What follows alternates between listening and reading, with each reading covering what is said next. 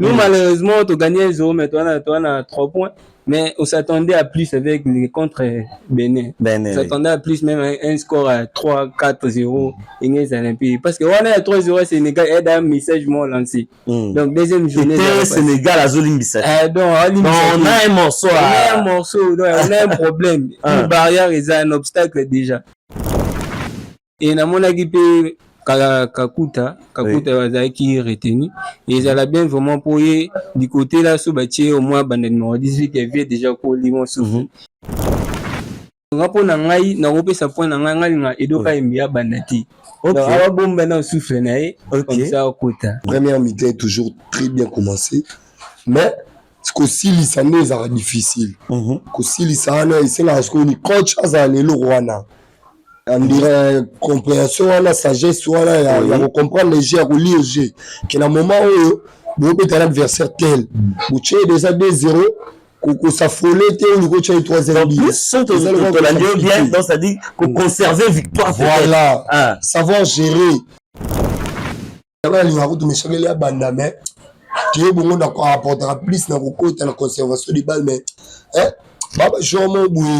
faut pas côté mini son attaque score ngai ming je vais marteler faut na pesa moi mitino muke na côte de sabre il faut trop insister là ben il na biso mais il na biso ba na moi problème hein eloko wana ya ko kenina balle ko tirer bana moi eloko wana ça bango te. Le droit Théo Bongonda, est-ce qu'il faut abandonner match ou bien il faut Azilaka? Théo Bongonda plutôt c'est un joueur qui garde tous les ballons. Un joueur mort à l'ingénieur balle ming. Donc un joueur mort pour moi, un joueur mort il faut accoter ming.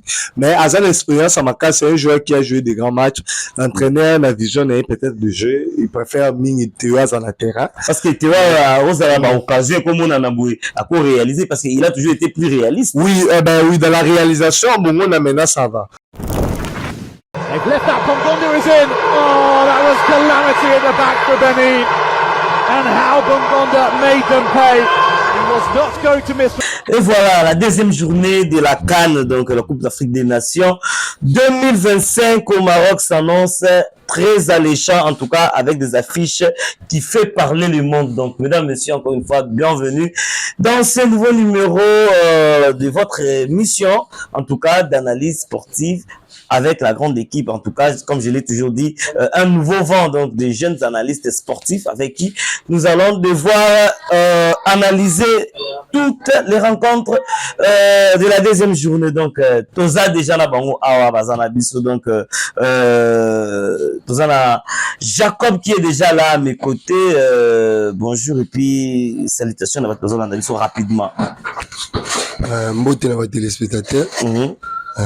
Tosepeli nde tokutani susu mokolo ya lelo tolobela deuxième journée vous partagez quand on est maintenant le barabou like pour ça biso bien merci en tout cas dans junior ouais mbote na balandi o nyoso zolanda biso ndeka vina biso emena le bara vous partagez vous like toza na pona kosunga bino on peut ça la makanisi en tout cas discernement makambo zoleka na kati ya kana voilà en tout cas ouais nous avons Béni qui est avec nous aujourd'hui donc il fait son premier donc sa première entrée motena bato bazolanda biso ouais bonjour chers téléspectateurs nga yinde konabino Béni c'est la première fois na invité nga pa vie voilà donc nous avons vraiment content aux et partager na bino au moment donc merci. Ok.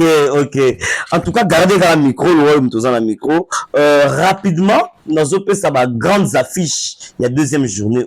Alors, on va essayer un peu de commenter là-dessus. Nous avons la rencontre au Lobisabatu. Parmi la rencontre, il y a deuxième journée. Nous avons Sénégal, République démocratique du Congo. Nous avons Côte d'Ivoire, Cameroun, Nigeria, Tunisie, Égypte, Afrique du Sud et enfin Maroc, Mali. Alors, Neko Béni déjà à l'entrée des jeux, il s'est déjà na ba fiche nyonso affiche eza Toro Bakete ils ont fait couler de l'encre. Donc rencontre ya makasi d'abord na ba fiche ya deuxième journée aux ala o wapi. Ouais, merci pour la parole. Bon, là, le bas, nous sommes remarqué en haut. Match à Sénégal na RDC. Oui. Les matchs les plus attendus. Oui. Non seulement na RDC, mais la compétition même na CAN. Okay. Parce que surtout mes Hollandais là, le Outako Betana bango qualification mondiale, gagner qui biso va remonter biso. Ça va qui remontada. Remontada, donc c'est ça.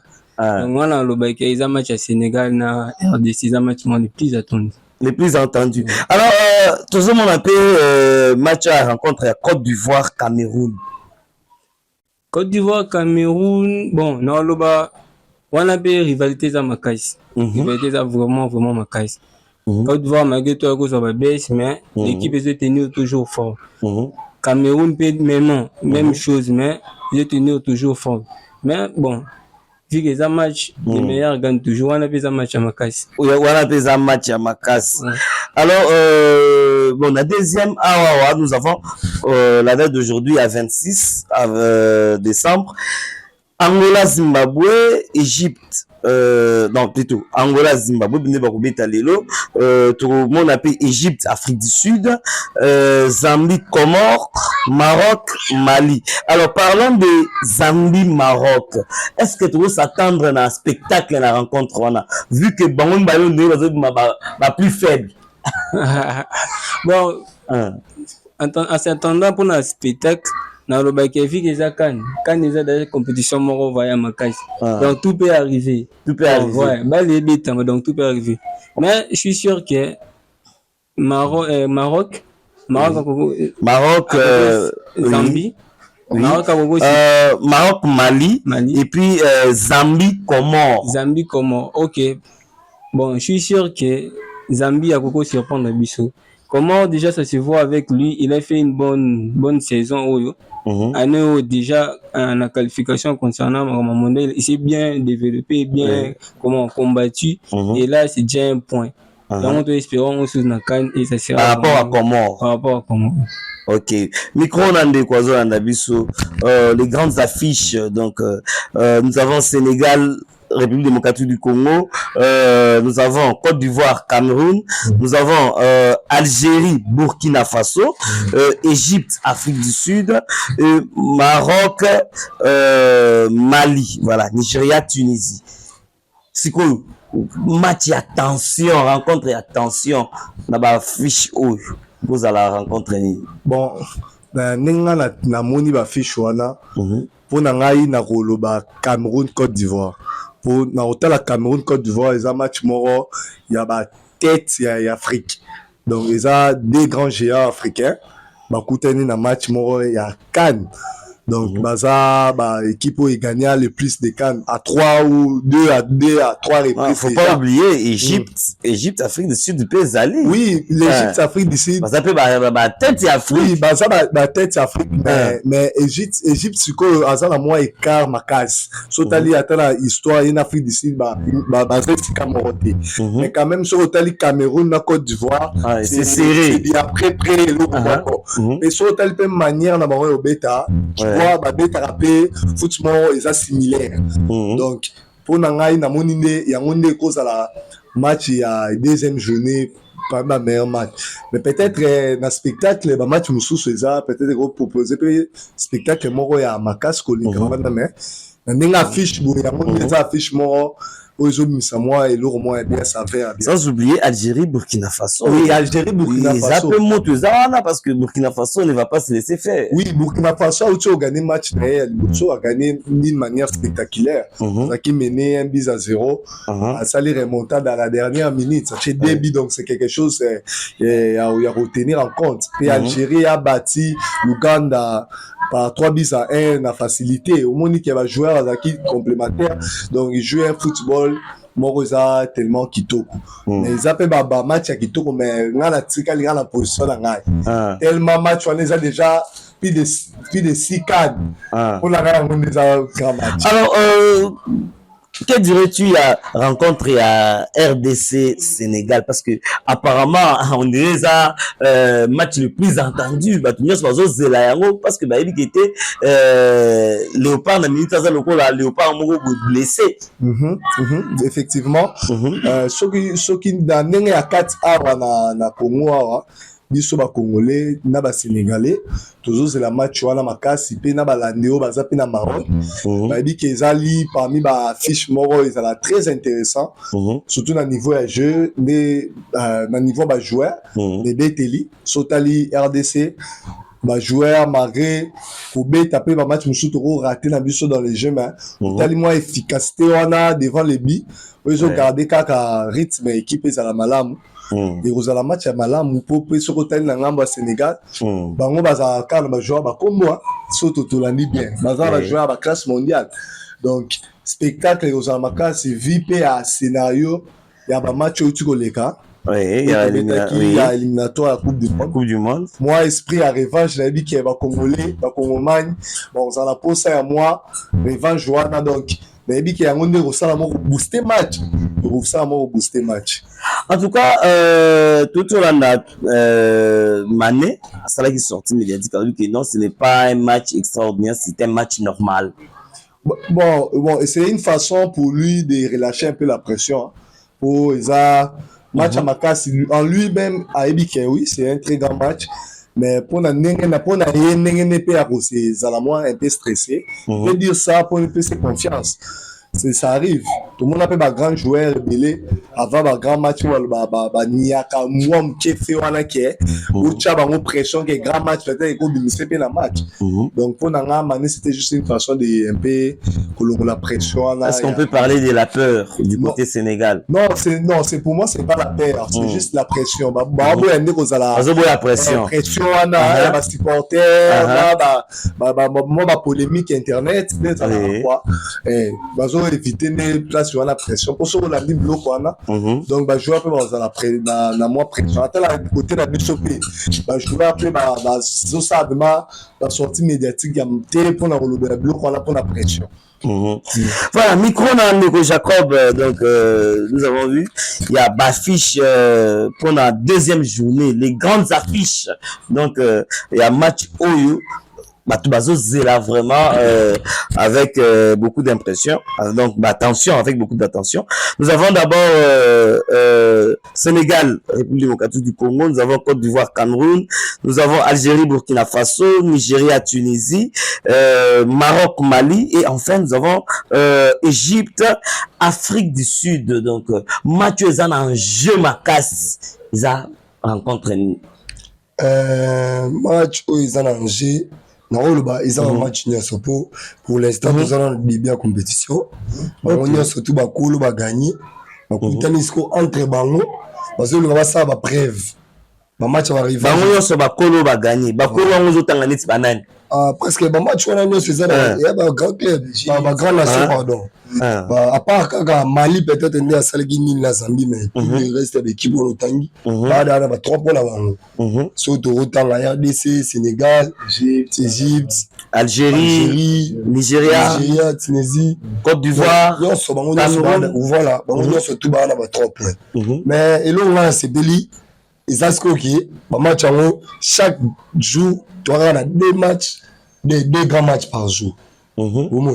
Si samedi, tu as la RDC Sénégal, dimanche, tu as la Cameroun, Côte d'Ivoire. Oui. Lundi, les autres, tu as la Mali, l'autre, tu as la Égypte, voilà, Afrique du Sud. La POC 21h, ils ont la Mali. Maroc. Est-ce qu'il y a un peu de grand match? Oui, ils ont un grand match. Parce que le Maroc a déjà favorisé les Mali. Maroc, donc essayer le roi a favorisé. Mais il y a qui tout. C'était très dur pour eux malgré les 2-0. La victoire, oui. Équipement comment très ambitieux la première mi-temps. Compliqué bon tâche. Malgré fatigue de le émission le permettait une expérience là joueur bazalé nango et la classe mondiale Brahim Diaz Mazraoui El Kaabi Soumali bango ba franchir étape pardon on a comment mais ça lui facilité pourtant ils sont une équipe qui Mali oh ba produire projet Maroc il moins expérience moi na côté là kuza esprit ya ba gagner Maroc kuza moins avantage à mkipo to bige Mali ara makasi na bakanya sommet plafond vert na bango za la kaka quart de finale batikalo le kamono batikalo le kangote alors na ba fiche oyo nyos to moni ya ba grandes équipes to moni ba équipe nini o bakoza la bête noire pour na Léopard vu que vision ambition il y a Léopard il y a au combatif final et pourquoi pas remporter la coupe maintenant na ndenge to mona ba sortie il y a ba équipe nyonso o bazana kata CAN. Quelle est l'équipe qui peut faire mal à la RDC aussi facilement? Totally quand on est dans le grand équipe non surtout bah salut la performance bien premièrement on a pointé du doigt là nous Algérie à Riyad Mahrez la Sénégal nana nisu na route en Algérie Sénégal Tunisie trois équipes voilà la monique bazana ils ont du beau jeu bastar la bango baza au rendez-vous Riyad Mahrez a checké doublé ba bango ne ba ko caler ba ça la barrière na checké doublé Tunisie ba joueur la bango beta qui bien donc trois équipes wandé bah au compliqué le pas mais ils ont l'adagement lui c'est qui est coach à Paris Saint-Germain le barana ma ballon ceux qui vont gagner grande compétition faut gagner ma grande équipe tellement que nous tous en ambition ou Zoakan tous obligé là dans le aux en ring donc aux a moyen de qui fait ça donc bunda donc coach de sabre là ba jogo na biso ya ba Léopard parce la conscience et le Rwanda déjà samedi ils ont déjà première partie ils ont première partie à CAN. Voilà, nous allons entrer en profondeur. Ça micro na ndekuna. Tout le monde grandes équipes. Jusque là démontrer déjà de quoi ils sont capables. Parmi les équipes on a ils ont des équipes nini ou barrière na Léopard et République démocratique du Congo. Ouais, quand on est dans l'obaki na ba émission les kaki, ngai na tika la rara statique na équipe ou na pointera toujours du doigt plutôt, c'est la Côte d'Ivoire. La Côte d'Ivoire, c'est l'équipe qui nous inflige les défaites devant la porte de la finale. Ok. C'est déjà c'est à 3 reprises yango à Longola bisoka bête noire pour les dans la CAN. Dans la CAN. Tout le monde a vu Sénégal. Non, le Sénégal, to beta la biso, to beta. Le Sénégal c'est ska Mikolo dans les années 2010. De to comment beta ming na Sénégal parce que Sénégal to beta année vraiment. So talipé ba équipe maghrébien, ba Algérie, ba Maroc, na compétition CAN, ils sont toujours en difficulté de nous battre. Ils ont toujours one to box na quatre compétition. Et Côte d'Ivoire azara toujours équipe oyo soki tozaka pembeni ya porte ça aucun de finale azara équipe oyo longola biso en 2015 to monaki na CAN OP bango moko ba uti ko organiser pe to monaki donc pour moi l'équipe à craindre ezara Côte d'Ivoire faut se surveiller bientôt senga tata Nzambe akoya afala que to kutanisa akoya tala moi Uganda au moi leka alongola pour biso to tika après moi les Uganda longola nani alongola Côte d'Ivoire ça c'est impossible. Tu as les possibilités de la terre.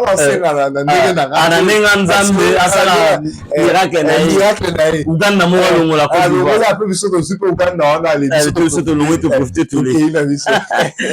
micro de l'autre côté. Voilà. Nous avons vu les grandes affiches, les grandes équipes. En tout cas, on a déjà démontré du beau jeu.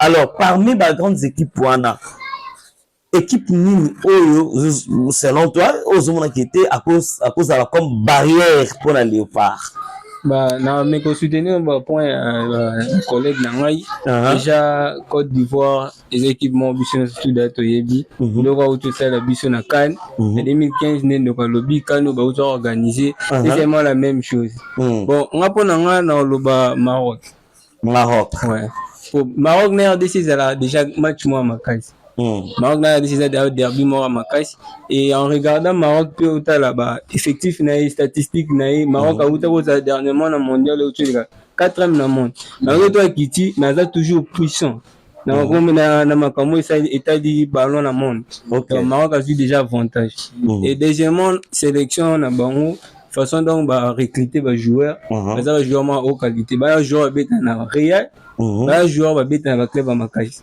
bon et on peut ça la avantage mais Pour un joueur, c'est pas vraiment dit que non, Maroc a ça. Parce que c'est le football africain. Ouais, est-ce que les gens en Afrique, c'est ça la différence. Ah, bah, vous dites dans ça là. Ouais. Normalement. Ouais. À part ça, dans le BPRDC, pour la CPDP, dans la sélection, tout ça, tout ça, Mikolo, Sébastien Desabre, ou des chapeaux, tout le monde va jouer, le championnat bien, sélection suivie, donc on peut s'appeler toujours en compétition. Voilà, donc pour l'équipe qui a barrière na Léopard, ils ont plus qu'à Maroc. Ok, déjà nous allons parler de cette rencontre où les Congolais en tout cas Bazozela, Bazolobela, na muta télémisi Vodou naye na Congo pour soutenir les Léopards de la RDC. Alors déjà la deuxième journée pour les Léopards, c'est pour demain samedi en tout cas où vous allez vraiment tout Congolais vous allez en branché sur la Hollande. Alors parlons un peu de la première sortie. Il y a Léopard face au Bénin. Nérémine va se comporter qui sur terrain. Et puis, première sortie, il y a Sénégal. Nérémine va se comporter qui sur le terrain. Alors, par rapport à Wanami Balé, rencontre il y a Léopard na Sénégal, RDC Sénégal. Est-ce que la RDC a des chances? Il y a victoire ou encore de faire un match nul contre le Sénégal? Bah, carrément, oui, parce que l'objectif c'est ça, non, il y a la qualifier vu qu'ils ont phase des poules. Bah, en regardant les deux équipes de lobby, du côté Sénégal, premier match n'a pas été un match formidable. Imagine, Azaki, première équipe, il y a 3 billes dans le championnat. En plus, à question de Bimoroté, Azak premier dans la poule, et Azak déjà un joueur, Nicolas Jackson a évolué à la Bayern Munich, il a réussi à faire 2 buts. C'est déjà un avantage. Le système de jeu n'a pas c'était carrément bien et tout ça. Mais c'est pas là qui vraiment.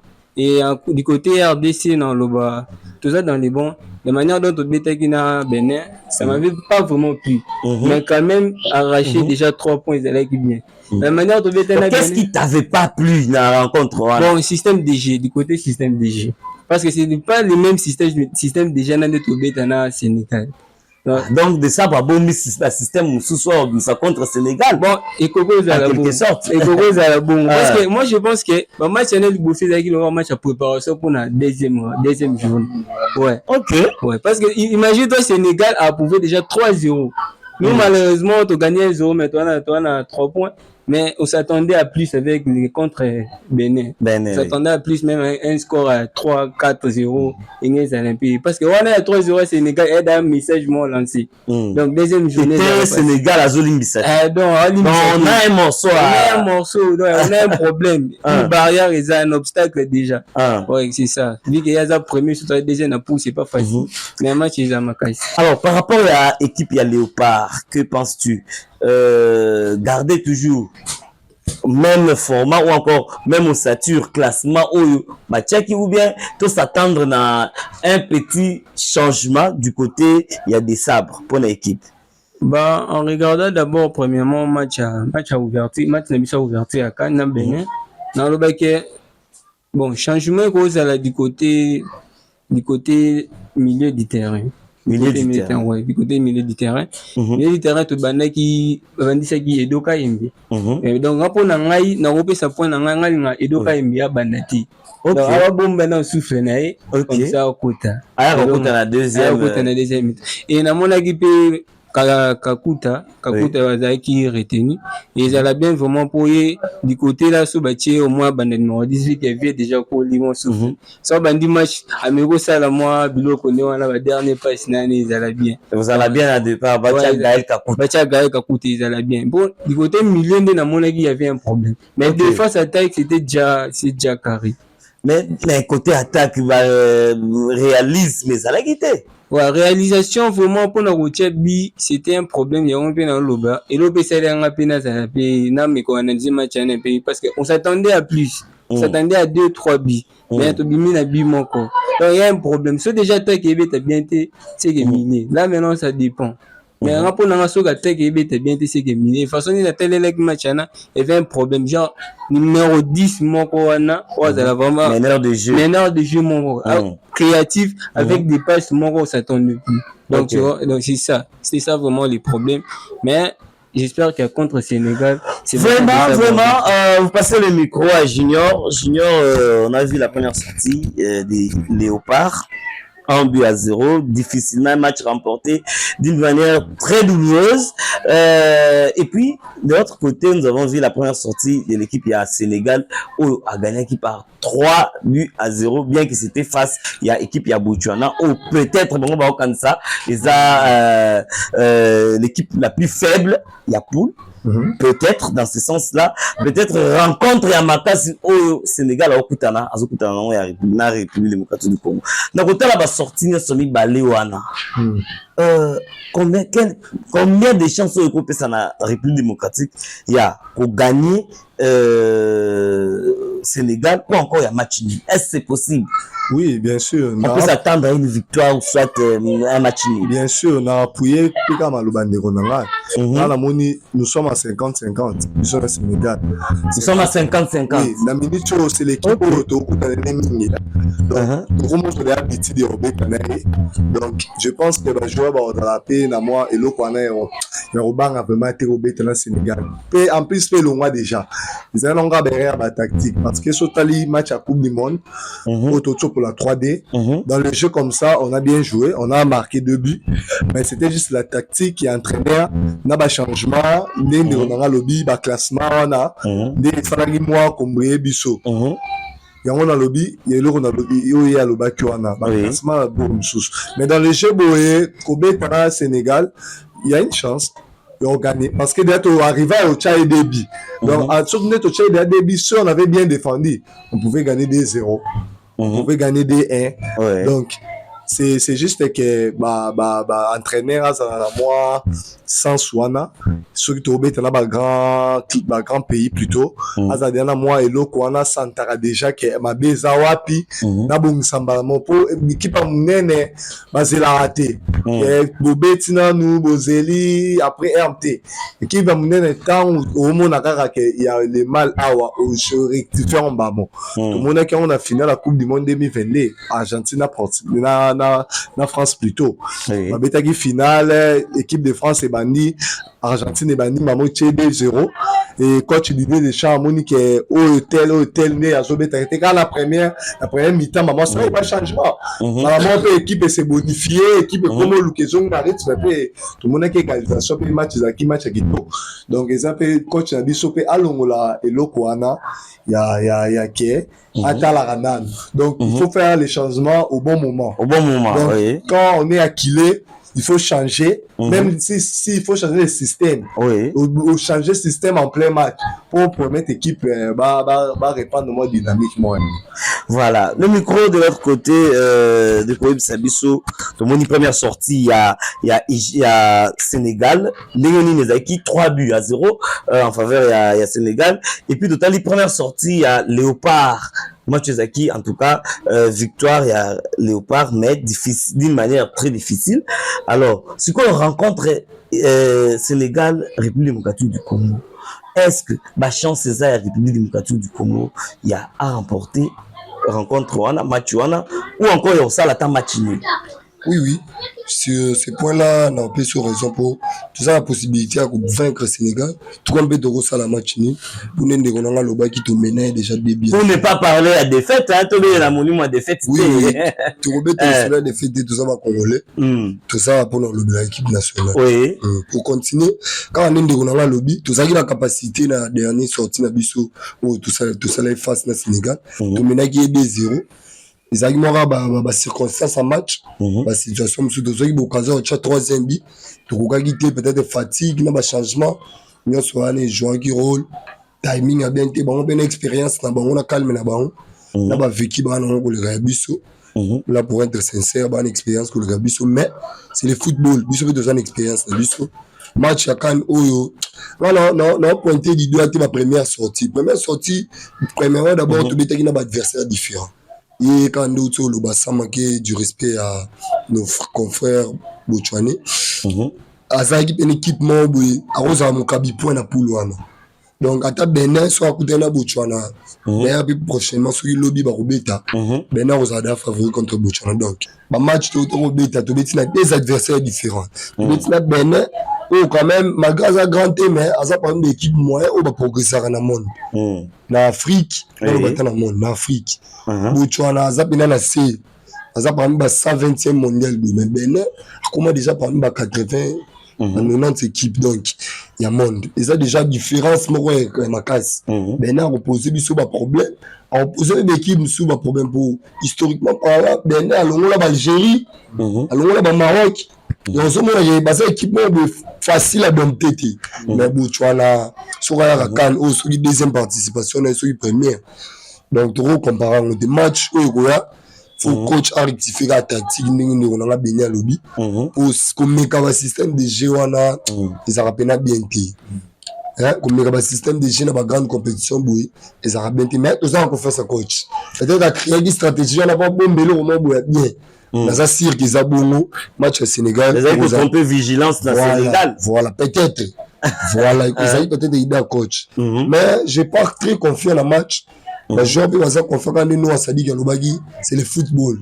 Malgré la pression, malgré l'adversaire qui est le Sénégal, grande nation football mondial, football africain, nous aussi nous sommes la RDC.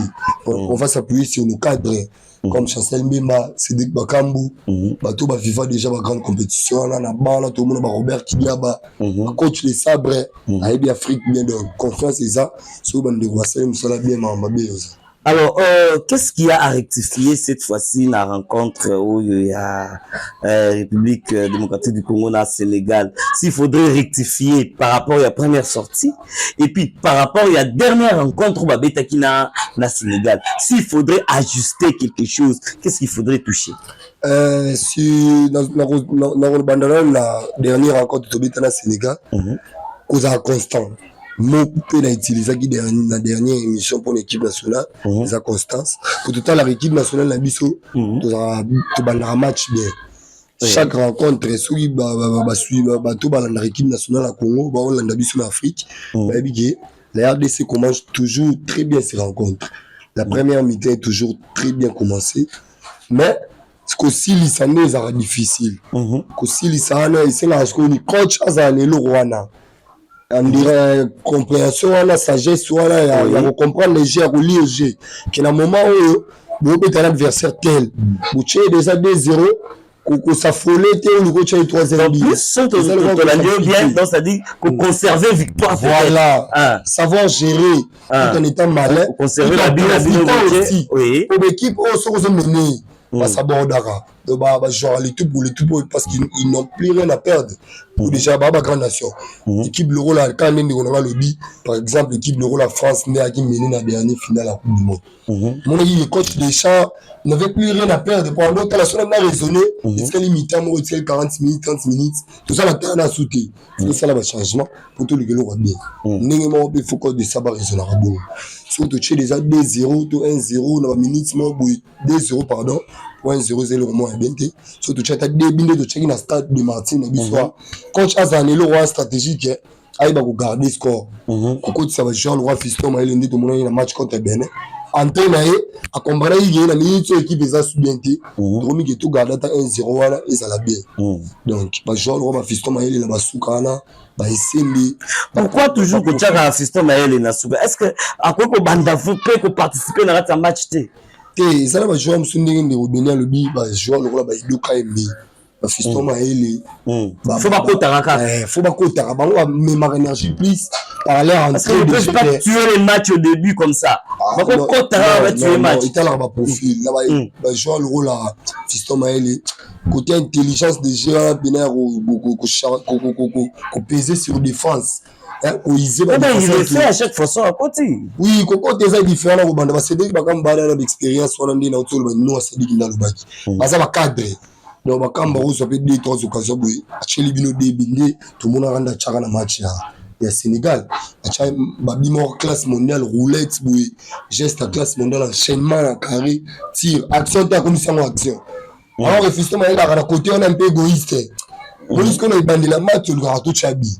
Il m'a on va comme on a bendi défense asaleli jeu apesi passe neti bito tiaka na Nigeria makambo apesaki passe so peut-être ezali Fiston Mayele ya frappé quand toaki mene score par le Niger ozomona babiloko wana nyonso bajoueur expérience makasi oui Fiston Mayele aza grand joueur atoko obima parmi atoko obima kutu le seul meilleur joueur évoluant en Afrique mais apportera plus na kokota ke la deuxième mi-temps so bakotisi bango baidoka embe bameshakeli abalinga kutu meshakeli ya banda mais qui bongo na apportera plus na kokota na conservation de balle mais baba jomo boui faut bakota mingi so banani faut bakota mingi n'est-ce kokota mingi ka ba misa tona tani surtout edoka embe aza mtu fakota il faut kota voilà pas pour changer à calmer jeu edoka une expérience na épée pour aza d'avis à calmer jeu Fiston Mayele to eseni charge ko bomba ballon pour changer mon massacre. Mais SND Siko, non, il n'est pas plus réaliste.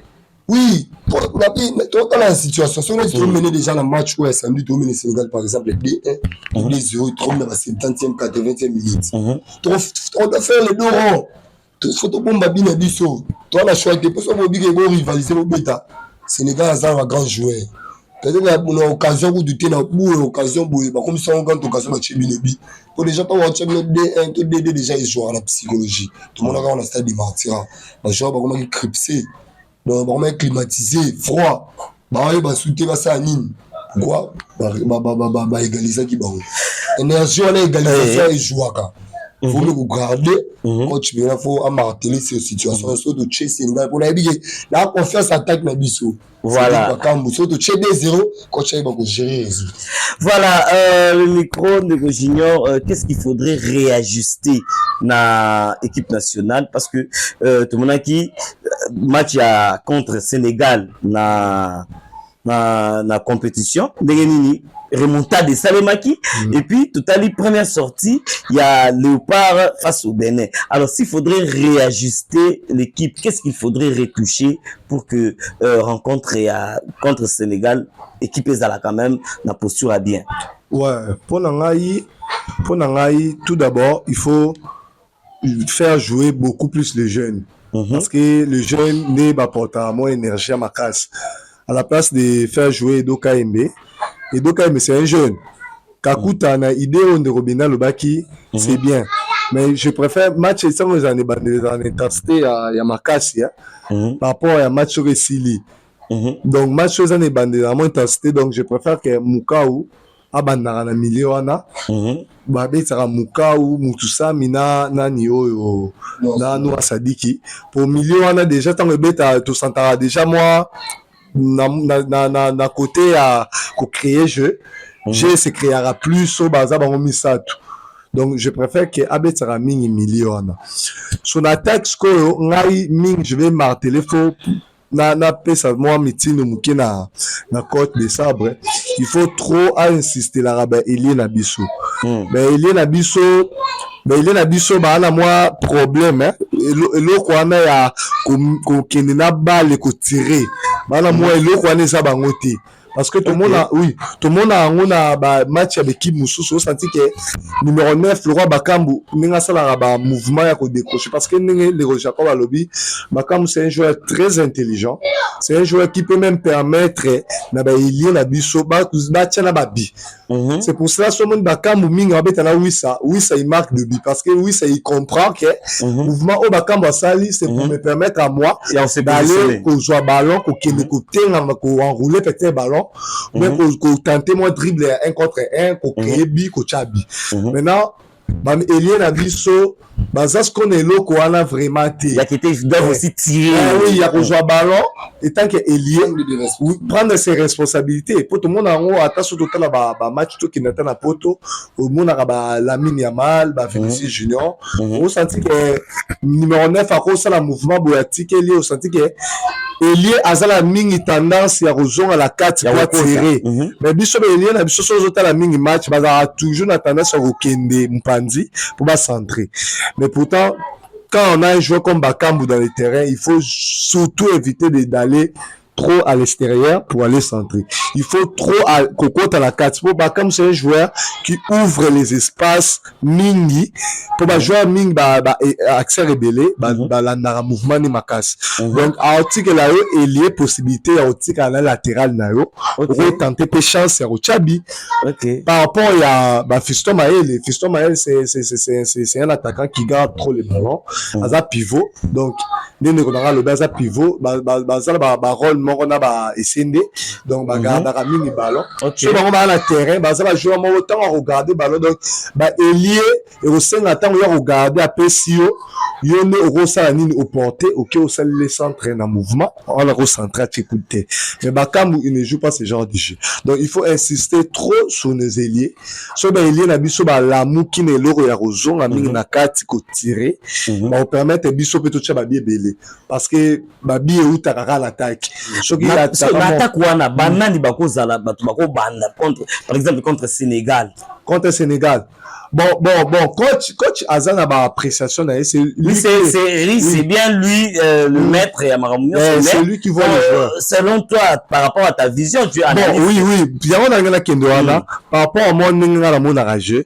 j'ai vu le Kisha les joueurs au habite en Celtic c'est un joueur que j'aime beaucoup j'aime sa façon c'est un joueur qui aime trop entrer à l'intérieur tenter des tirs donc c'est un joueur Azana eloko wana ya kobanga te ke défenseur une pression te son a continue à tirer baroloba la supporter ba bona ke kala mpanzina centre non moi je préfère mieux que Balukisha beta comme ailier gauche et mutu pas dans la moi esprit wana ya okena ballon aux percuter za Meshakelia Meshakelia de côté droit tout le monde qui a la match à Sénégal il y a 3-2 tout le monde qui a créé qui mini action na El Nae donc je préfère babetara mini Meshak Elia babeti so Balukisha Michel-Ange batie na ailier gauche batie biso Bakam ndenge ndeko na biso lobby mais quand on mène peut-être dans les jeux botozo mener la biso coach faut sentir quand nous soit sentir jeu na c'est là changement mon corps rentable pour permettre l'équipe à conserver résultat c'est comme ça qu'on va gagner des matchs le roi Théo Bongonda est-ce qu'il faut abandonner match ou bien il faut Azilaka Théo Bongonda plutôt c'est un joueur qui garde tous les ballons un joueur mort à l'ingara baleming donc un joueur mort pour moi un joueur mort il faut accoter mais à l'expérience à Maka c'est un joueur qui a joué des grands matchs l'entraîneur la vision est peut-être de jeu il préfère Ming Théo dans la terrain parce que Théo a occasion comme on a boué à quoi réaliser parce qu'il a toujours été plus réaliste oui dans la réalisation Bongonda maintenant ça va dans le marqué le but comme ça Kocha il a très bon à Charababi souvent dans la match à Bénin donc il a bien compris le jeu malgré qu'il n'y avait pas but en regardant bien le jeu au moins que Aksha Biezara qui n'a ngoté dans joueur là mais vu que c'est un joueur qui sent qui a senti bien le jeu il était là à Pemeni ya carré au moni board des défenseurs à Bénin il pensait que ballon sur attiqué au leka il était là il a marqué dans l'aspect wana je pourrais dire que bongo nazana moi et loko wana au Chabi par rapport ya ba takala biso mususu baza vraiment le loko wana ba takala biso ba lingi mingi concentré sur que pour moi à tout moment dans ces pélards là on la mona ils a gâché je préfère que joueur côté la carte pour tirer contrer toujours corner vous mettez ça là on a corner que des centrales à tout moment inutilement une équipe adverse ballon c'est pas bien voilà micro na béni qu'est-ce que l'entraîneur peut toucher à notre équipe nationale ou à quoi qu'on réajuster pour que rencontre wana contre le Sénégal ils allaient un peu différente la première sortie parce que tous on a besoin de victoire c'est toute une nation qui est derrière les léopards alors le ndenge bazokutana na parce que qualification il y a léopard ils ont dépendre après un match parce que une fois déjà victoire en match c'est déjà une qualification pour nos léopards alors qu'est-ce qu'il doit toucher qu'est-ce qu'il doit faire pour que l'équipe nationale oyo à faire face na équipe ya Sénégal.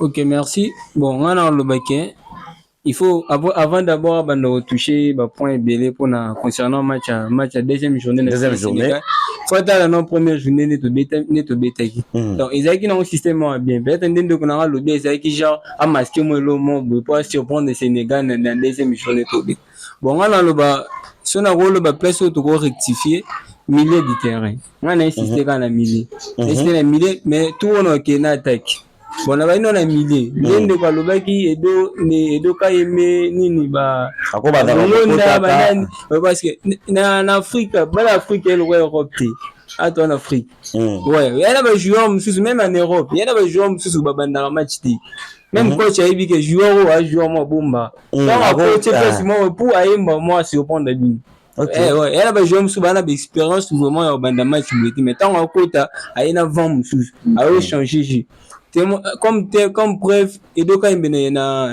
optionné vraiment trop na landela trop na ba match ne BD ya RDC azala mutu moko soka bandi soka koti au sentir voir que j'ai commis maîtriser dans soka koti au sentir na arrêté à maîtriser soka koti va maîtriser mais que so bandi na mona kazala trop chargé mais so koti aya na changement j'ai mon bwana ouais aya na changement j'ai au sentir voir que non akomo beta vraiment ndenge abeta et ba joueur belene tiba na simba pe point ya nini ya Fiston Maele mais les ara même chose mais les joueurs moko au bandissé bien sûr mais joueur mo za soka koti ayena énergie yango na loba ke du côté dans le milieu et donc quand il m'a préféré coach Sébastien Desabre abomela biso atia milieu mo be ko résister parce que match batala premier mi-temps té match est premier na deuxième mi-temps avec Sénégal même 0-0 premier mi-temps c'est déjà dans les bons que toi encaissé mais ils allaient bien sur le titre 1-2 to bandeli no bi de l'autre salaka na l'autre salaka na Marty ouais l'autre salaka na Marty ils allaient bien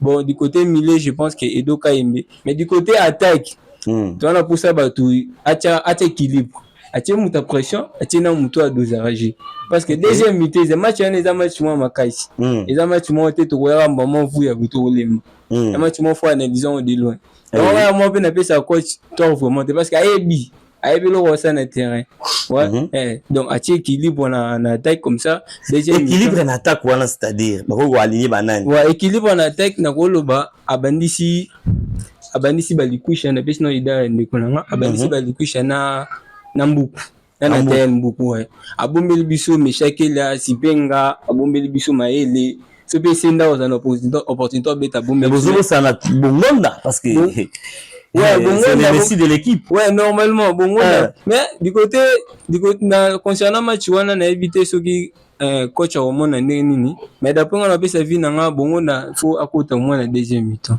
bongonda kota na deuxième mi-temps ceux qui ont ça le système nini mais rapport na ngai attaque fait banda balikwisha nani na tel beaucoup Bakam toujours présent titulaire. OK. Ouais, Bakam toujours présent titulaire. Na sûr que Simba parce que défense na biso moment témoin, sur tout le monde la défense est Libanga. Donc défense donc il y a pas à rectifier. Il y a pas à rectifier. Donc défense ils ont recevoir beaucoup plus de félicitations parce que jusqu'à présent on a encaissé ça d'ailleurs le moins bien. Ce bien Sénégal on encaissé na sûr que Pepe Congolais a la satisfait. On a satisfait mais tu vois il y a il fallait tout le monde a baloko défense wana mobimba ba pro na ba pro. Normalement liste route Bimaki, il y avait une liste là Bimaki avant base bimisa liste Souka. Tout le monde a baloko monsieur mais tu éviter parce que quand si le monde a ébi. C'est parce que monde a une vision. Tu es obligé était que non. Bon mais normalement ils allaient dans force baloko mais quand il y a compétition mon il y a libanangu baté côté négatif nini bomonaka et pas il y a des sabres et puis côté positif donc bani côté négatif non côté positif bomonaka et pas il y a des sabres aussi faudrait un petit conseil pour les sélectionneurs nationaux. Bah concernant coach nanga Sébastien Desabre ada ba coach a pesinga sous poste la football ya RDC parce que avant vraiment on a les mecs trop mais ces derniers temps on a vu vraiment là avec avec vraiment OK t'as vu à match tout kokati ces derniers temps vraiment ça va mais du côté ben inconvénient na koloba coach aza du côté changement ouais du côté changement de na mon un peu on a évité sur ça la monde ni yenda za na vision mais du côté changement ils ont se pelisanga vraiment il y a des joueurs ils attaquent ba beta ba match nyos ba match aussi la so kembi boy au tiki au tali non de ba joueur ba beto ça les changements moins bien et si c'est il faut échanger ou changer du côté changement de na robet il est c'était mais à part ça donc ça va changement au bon moment il y a des changements ça là au bon moment vraiment et des moments ça là donc au lobby misa mutu mbala moko moi au tiki les 5 à 10 minutes il y a au tiki sous 30 à 40 minutes tout ça on est déjà problème. Ouais,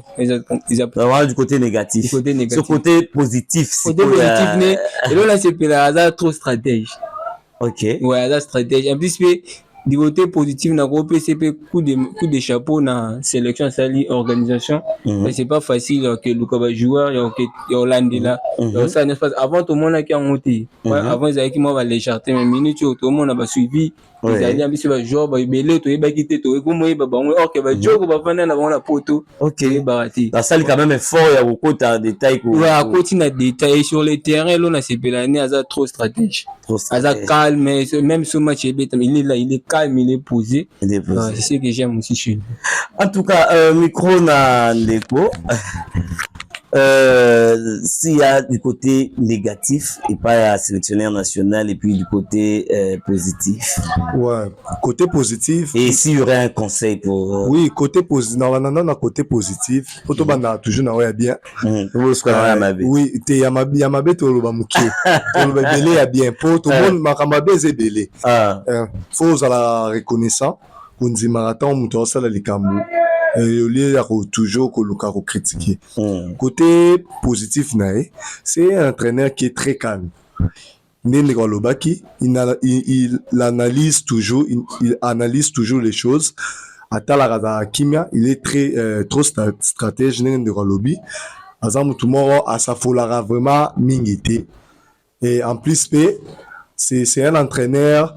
C'est un entraîneur au amema et l'homme amour, tu vois.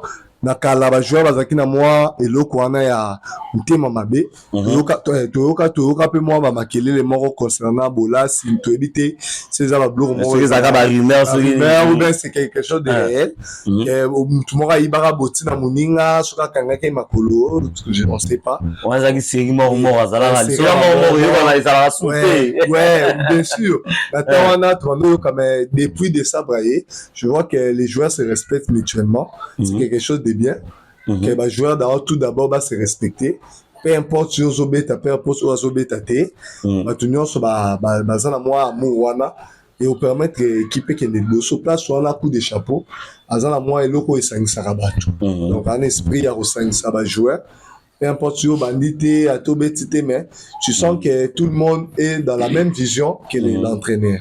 OK. Donc qu'est-ce qu'on a côté négatif c'est trop dans les terrains. Hors terrain, na problème. Mais dans les terrains, dans les matchs, les changements. C'est quand on a les changements. Il fait les changements au moment où il ne faut pas. Il faut entraîner dans le sens où quand est-ce qu'il faut changer et quand est-ce qu'il ne faut pas changer. Parce que ce n'est pas à tout moment qu'il faut changer. Les appels attendent pour changer. Tu peux laisser sur l'équipe et tu peux Tissouka. Tout ça, le changement pété. Tout le monde a Manchester City, Pep Guardiola, Real Madrid, Ligue des Champions 2000, si je pense, c'est 2023, match aller, match à 1-1. Équipe à City, Beta, match mobile, sans changement. Donc il y a 1-1.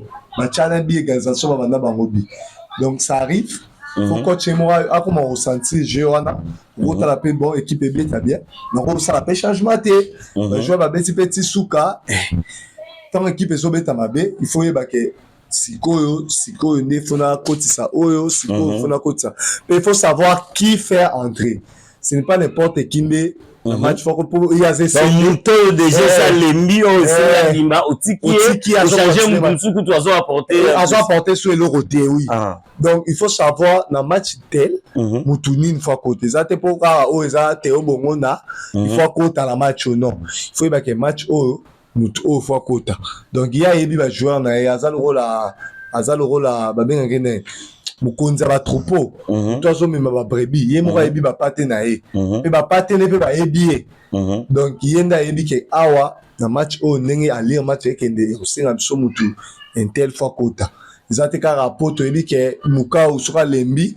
faut ba kota edo T. Vous avez la surprise. Avant de vous la Piquel. Pas Piquel à côte. Bilo quoi la paix et contre Ramakasi. Donc sur le point de changement, surtout j'espère que tu es d'accord. Là sur la quand des amours point négatif. Voilà, micro Nandeko Jacob. Donc quels sont les points positifs? Il y a coach Sébastien Desabre. Quels sont les points du côté négatif? Voilà. Côté positif parce que ce que j'apprécie bien chez le coach, c'est quelqu'un de très calme, de très serein, et puis il dégage une énergie positive, il dégage de la sérénité, et puis il faut investir dans le groupe. Peu importe le joueur ou à chaque sélection, on est béni à l'objet, mais qu'on est au place de l'équipe nationale et qu'on a très discuté, surtout à côté attaque, dans le milieu. Donc à chaque fois, les joueurs et tous ils sont concernés. Donc il y a nini akala dans un système à pourcentage n'engé beta mara n'engé zara liboso voilà et puis na asa mundele quoi voilà mais biso bena mentalité ya ba blanc concerner tout le monde et donner à chacun son rôle mutuna mutabi rôle na za malgré ça football concurrence c'est ça raté oui mais avec au cadre pour tout le monde qui ont Chassel Mbemba ou taki ko sala saison mobimba betité abetara 6 matchs wana na équipe nationale confiance ni no coach azaki na ngwa ba ko gérer bien et grâce à la compétitivité dans l'équipe nationale mais à zone qui sous l'île coach bena côté management gestion équipe voilà bena ça défauté là il sait très bien gérer l'équipe voilà okay. Donc, il sait très bien concerner tout le monde côté Wanda général staff dans l'équipe nationale management na ko joueur là vraiment 10 sur 10 mais normalement sur côté là au moins c'est les grands matchs. Là, il reçoit avant, c'est les grands matchs. Les grands matchs. Rendez-vous, zélé là, quand. Les gens au CPL Sangan, il a gagné déjà 2 très grands matchs face à Cameroun, à Nigeria.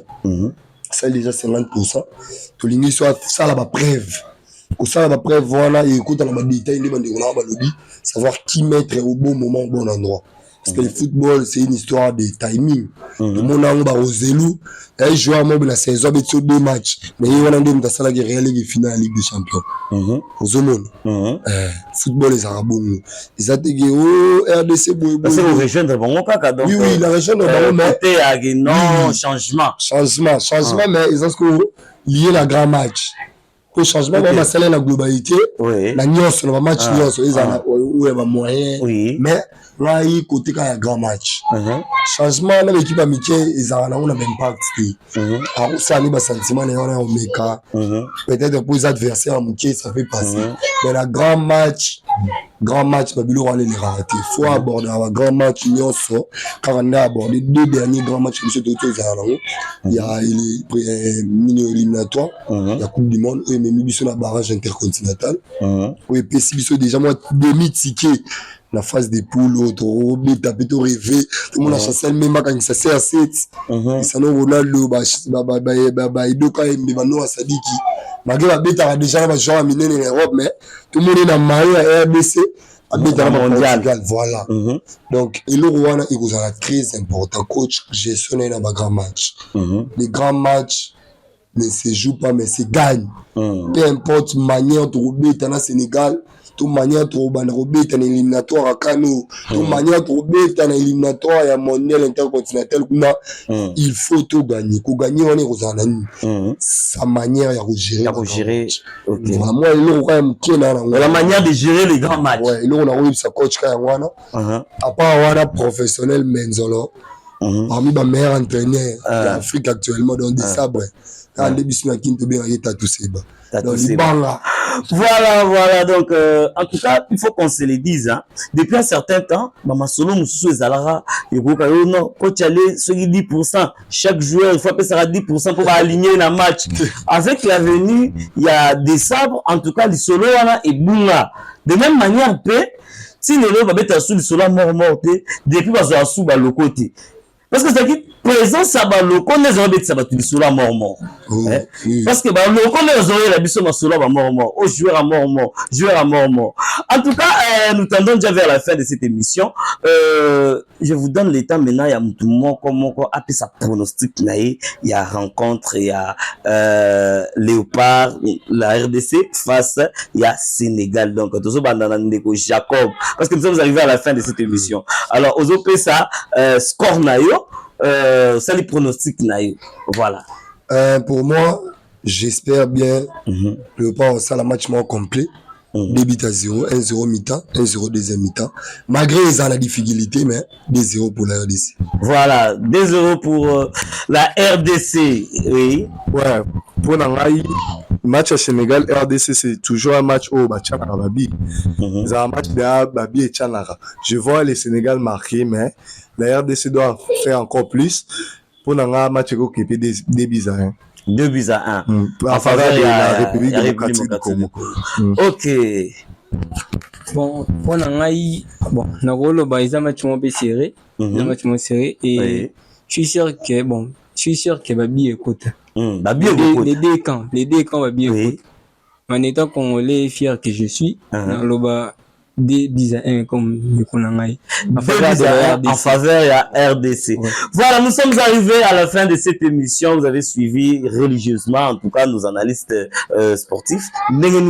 Analystes par rapport à équipe nationale, il y a République démocratique du Congo qui est les Léopards. En tout cas, tous nous sommes derrière les Léopards.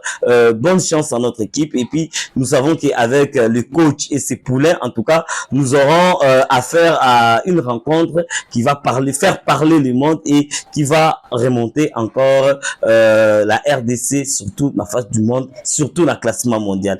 En tout cas, jusque là, portez-vous bien. Il y avait la grande équipe, ou en tout cas, la grande équipe technique, l'assistance de mon ami Janel Azagiwana, en tout cas, Nego Moussou Sazawana, Mariga Pesibiso Komote, Maître Monier Lelo, lui, prochainement, à la Tarapantalon, sur la studio. En tout cas, vous avez ébélé, partagez, likez, faites vos commentaires, en tout cas, et vous permettre biso na bino, tous à la ensemble. En tout cas, portez-vous bien pour nos rendez-vous pour un prochain numéro. Ciao.